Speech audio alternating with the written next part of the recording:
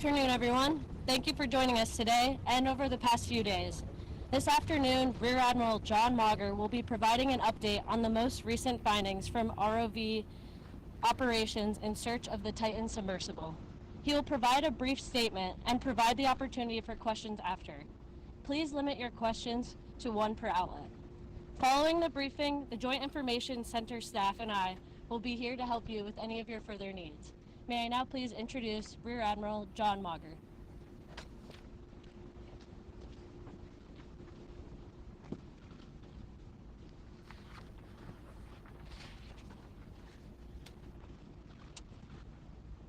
This morning, an ROV, or remote operated vehicle, from the vessel Horizon Arctic discovered the tail cone of the Titan submersible approximately 1,600 feet from the bow of the Titanic on the seafloor.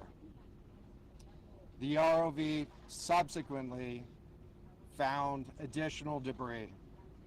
In consultation with experts from within the Unified Command, the debris is consistent with the catastrophic loss of the pressure chamber.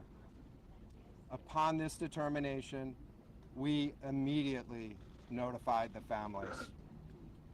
On behalf of the United States Coast Guard and the entire Unified Command, I offer my deepest condolences to the families.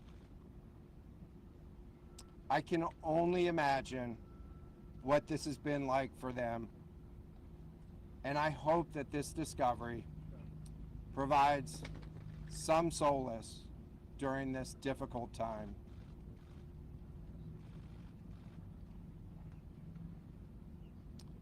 Additionally, we've been in close contact with the British and French consuls general to ensure that they are fully apprised and that their concerns are being addressed.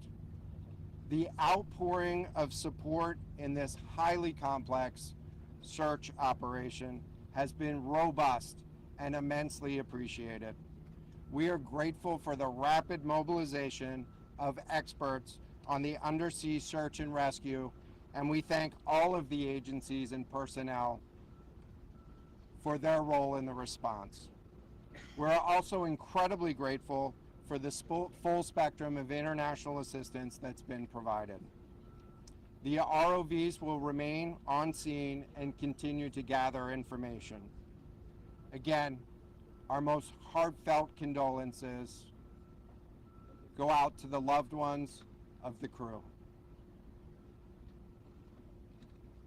We'll now take questions. John, what other debris have you found? John, what other debris have you found? Can you talk about the delay in reporting the vessel missing and what impact that had on the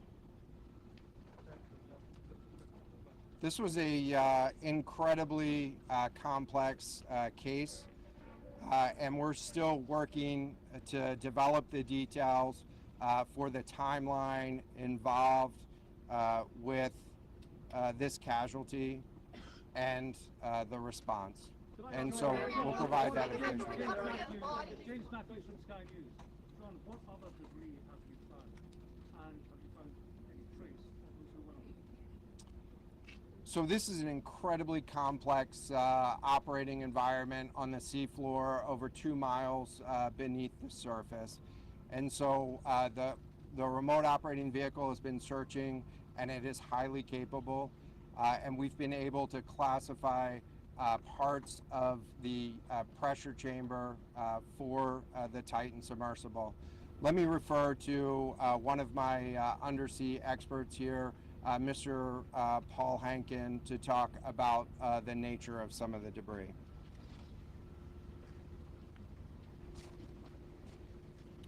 Thank you, Admiral. So essentially we found 5 different major pieces of debris that told us that it was the remains of the Titan. The initial thing we found was a nose cone, which was outside of the pressure hull. We then found a large debris field. Within that large debris field, we found the front end bell of the pressure hull. that was the first indication that there was a catastrophic event. Shortly thereafter, we found a second smaller debris field. Within that debris field, we found the other end of the pressure hull, the aft end bell, which was basically comprised of the totality of that pressure vessel. We continue to map the debris field, and as the Admiral said, we will do the best we can to fully map out what's down there. It's a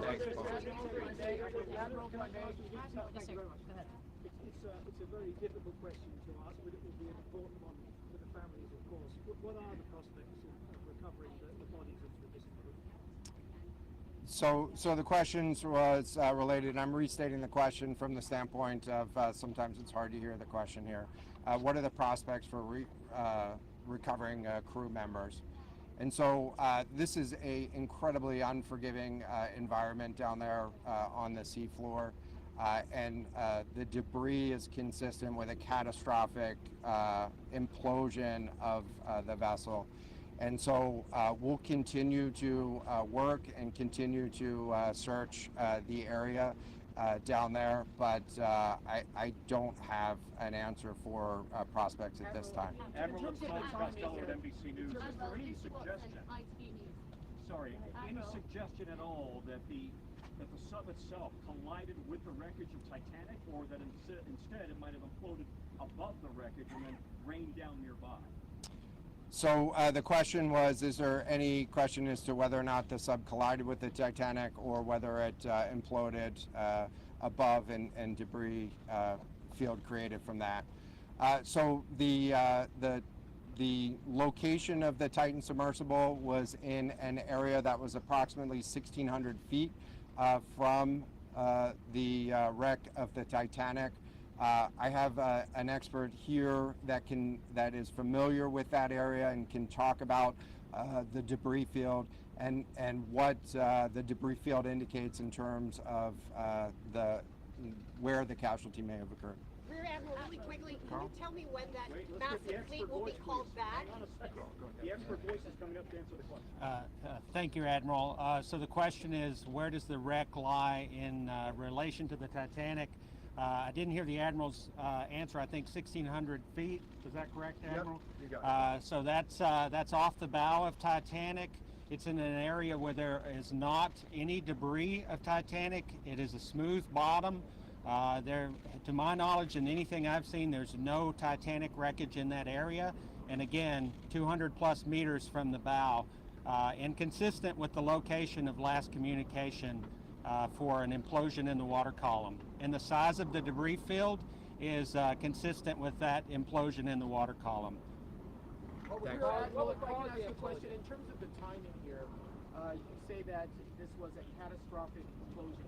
And I know it's early on, but is it your estimation that this happened right at the moment when they lost contact, an hour and 45 minutes after their descent? So the question was about the timing of the catastrophic implosion.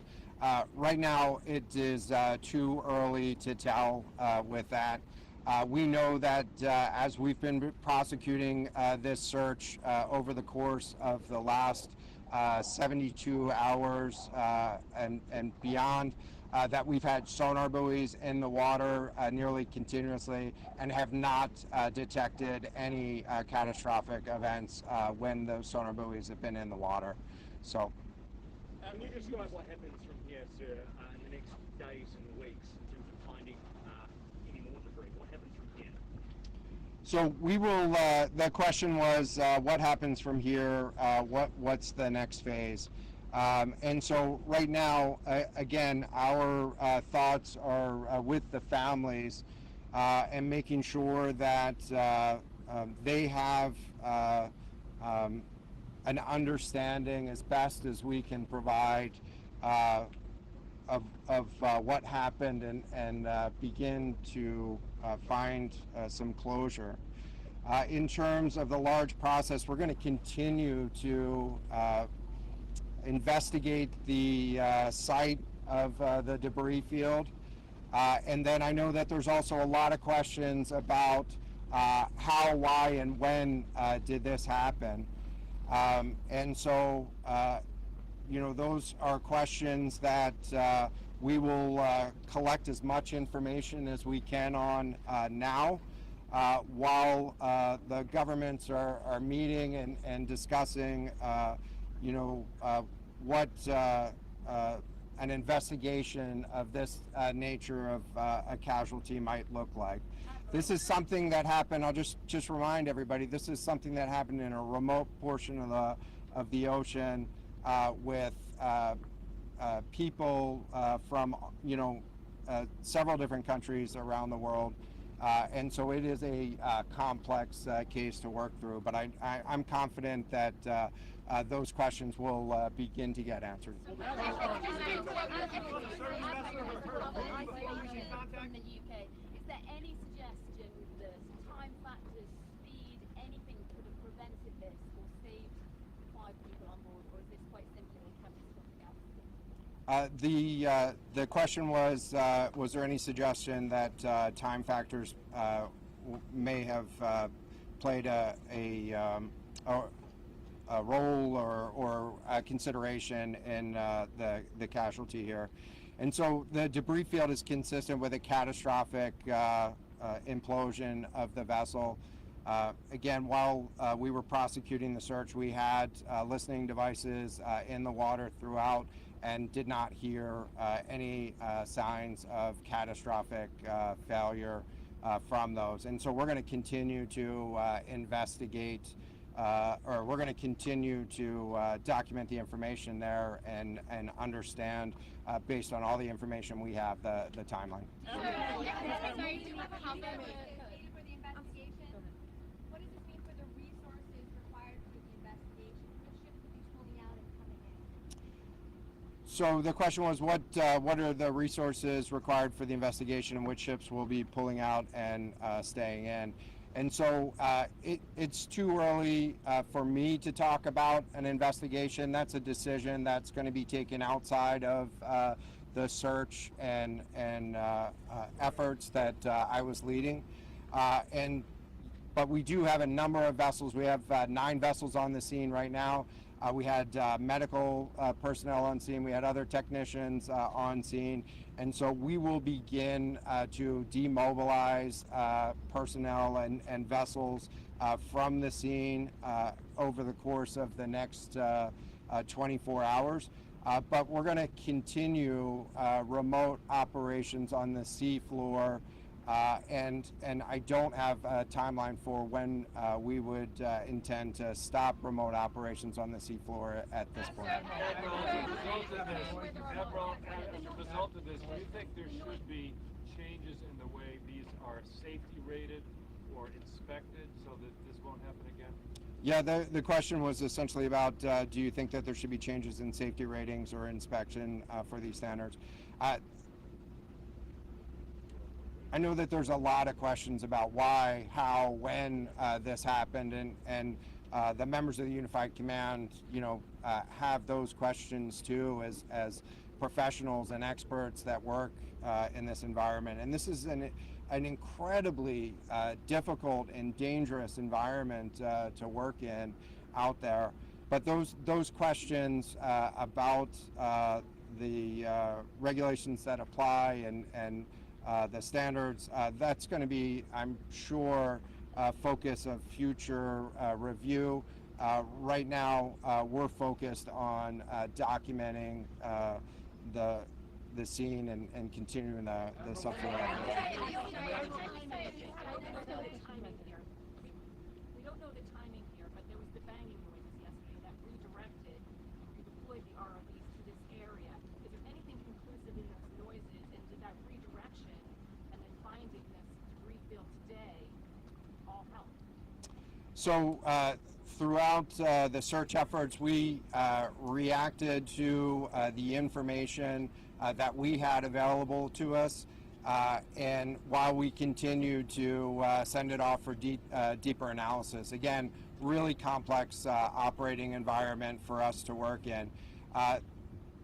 Let me check with the experts, but there doesn't appear to be any connection between the noises and the location on the seafloor. Again, this was a catastrophic implosion of the vessel, which would have generated a significant broadband sound down there that the sonar buoys would have picked up. This will be the last question. I'd like to ask you about your comment regarding the families. That dropped into the ocean today arrived early this morning. It seems quickly was able to find the debris field. We can talk about the speed of that. And also, were all of the assets involved moved as swiftly as possible to the area? Was any help turned away, as some lawmakers have criticized the government? This was a incredibly complex operation, and we were able to mobilize an immense amount of gear to the site in just a really remarkable amount of time, given the fact that we started without any sort of vessel response plan for this or any sort of pre-stage resources. And so the equipment that was brought on site this morning that we were using was a pelagic ROV capable of operating at 6,000 meters, cameras, sonar, other articulating arms and resources on it. And it, we had to transport it here through C-17 aircraft. This is 2 aircraft that it took to get this up here. And so we've really had the right gear on site and worked as swiftly as possible to bring all of the capabilities that we had to bear to this search and rescue effort. And it was just a huge international and interagency effort to make this happen. So I'm really grateful for all of the responders that came out to support this and really search for the vessel. It is a difficult day for all of us, and it's especially difficult for the families, and our thoughts are with the families today. But this was an immense support, and we had the right gear on the bottom to find it. So thank you. Will you attempt to recover the bodies, can we ask you? The victims, will they be recovered? Thank you so much, everyone, for attending this afternoon. There are no future planned press conferences. Updates will be shared to the USCG Northeast Twitter page, and our staff will be available to take down any questions following this. Thank you. And give the names of the 2 gentlemen confirmed. I can get that back to you afterwards, just so I can confirm. Thank you.